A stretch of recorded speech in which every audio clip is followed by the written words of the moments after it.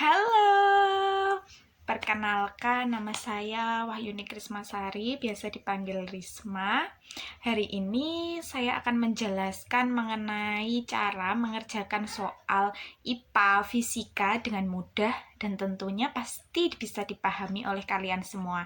Jangan lupa ya dilihat videonya.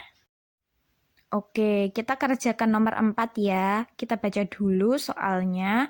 Perhatikan grafik pemanasan 500 gram air menjadi uap berikut. Jika kalor jenis air 4200 Joule per kilometer derajat Celcius, kalor uap air 2.270.000 Joule per kilogram, maka berapa kalor yang dibutuhkan dalam proses dari A ke B ke C.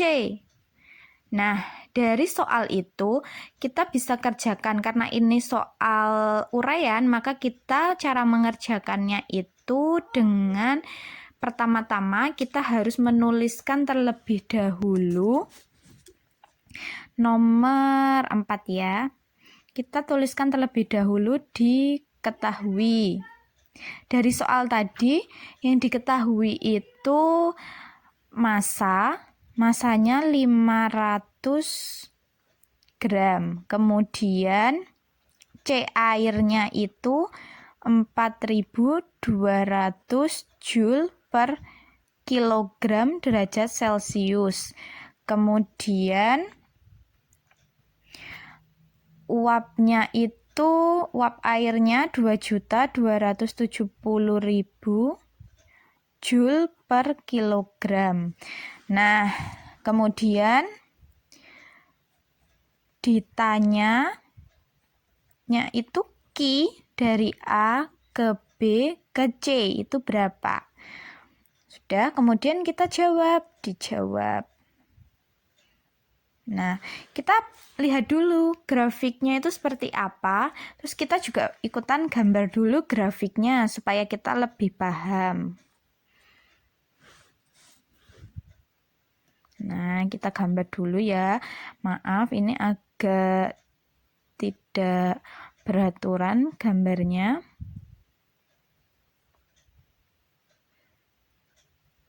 Seperti ini.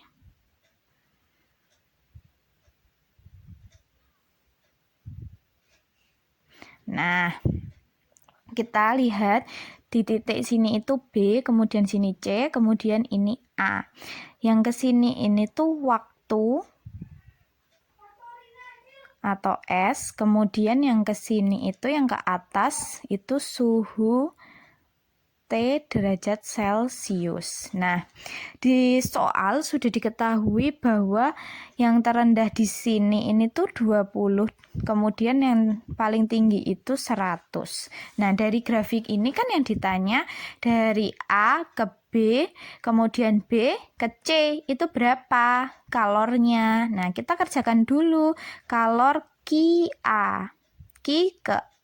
QA ke B. Dengan rumusnya itu M kali C kali delta T. Karena kita menggunakan rumus M kali C kali delta T karena dari grafik A ke B itu untuk menaikkan suhu ya. Jadi dari suhu 20 derajat Celcius dinaikkan menjadi suhu 100 derajat Celcius. Maka menggunakan rumus M kali C kali delta T. Kita masukkan dulu M-nya berapa. Nah, kita lihat dulu yang diketahui tadi, yang diket ya. Kita singkat jadi diket ya, diketahui, jangan bingung, oke? Nah, 500 gram itu dijadikan dulu kilogram karena naiknya 3 jadi 0,5 kilogram.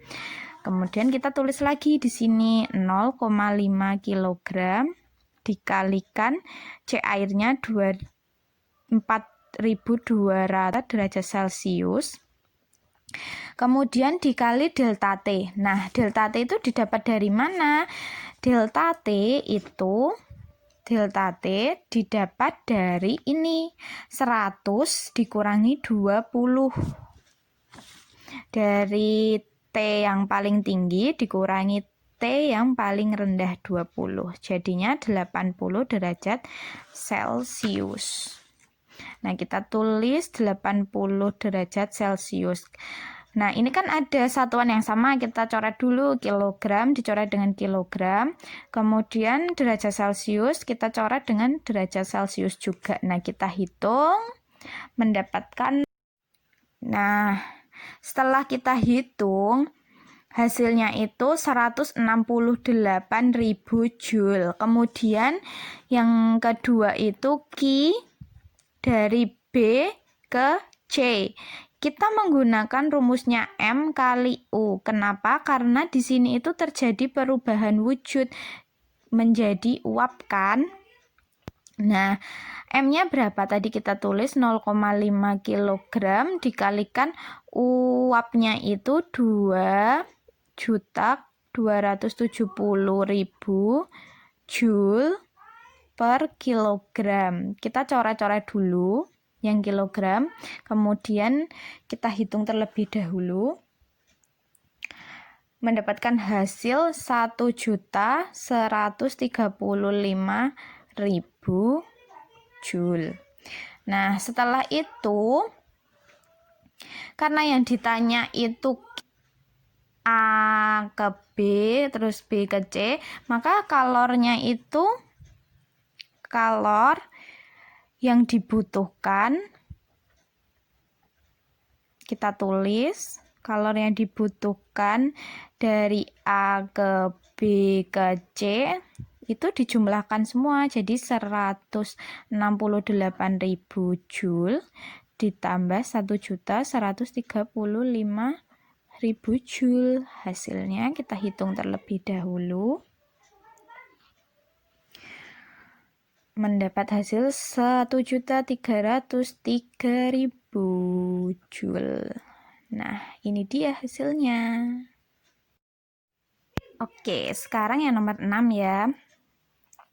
Dari gambar kita dapat diketahui bahwa benda 1 dan benda 2 mempunyai massa dan ketinggian yang berbeda. Jika percepatan gravitasi bumi 10 meter per sekon kuadrat, perbandingan energi potensial benda 1 dengan benda 2 adalah, nah kita kerjakan lagi. Yang pertama, diketahui dulu, diket ya disingkatnya. Dari gambarnya itu kita tahu bahwa massa 1 itu 2 kg. Kemudian H1 itu 3 meter. M2-nya itu 3 kg. Terus H2-nya itu 4 meter. Nah, di soal juga diketahui gravitasi buminya itu 10 meter per sekon kuadrat, kita tulis. G-nya itu 10 meter per sekon kuadrat. Nah, yang ditanya perbandingan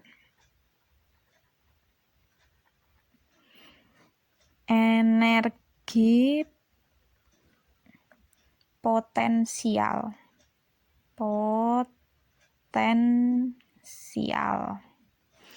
Nah, kita jawab.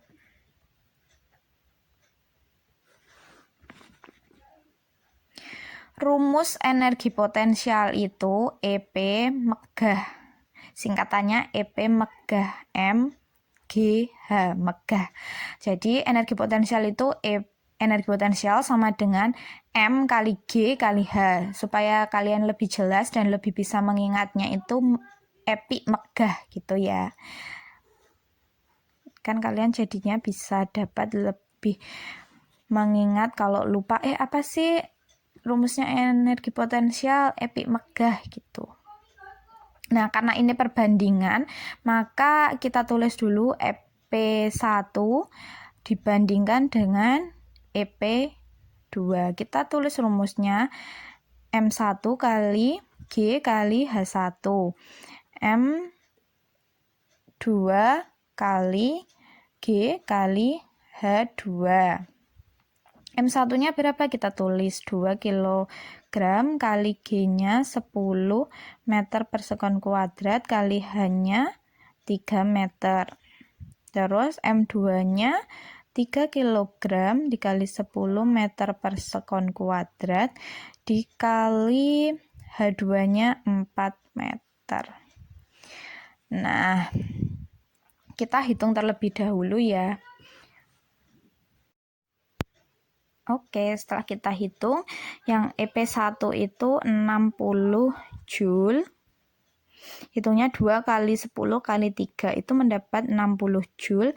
Kemudian yang EP2 3 kalikan 10, 30 kalikan 4 itu kan 120 Joule. Satuan dari energi potensial itu Joule, maka perbandingannya 60 dibanding 120 itu kan berarti 1 dibanding 2. Jadi hasil dari perbandingan energi potensialnya itu 1 banding 2.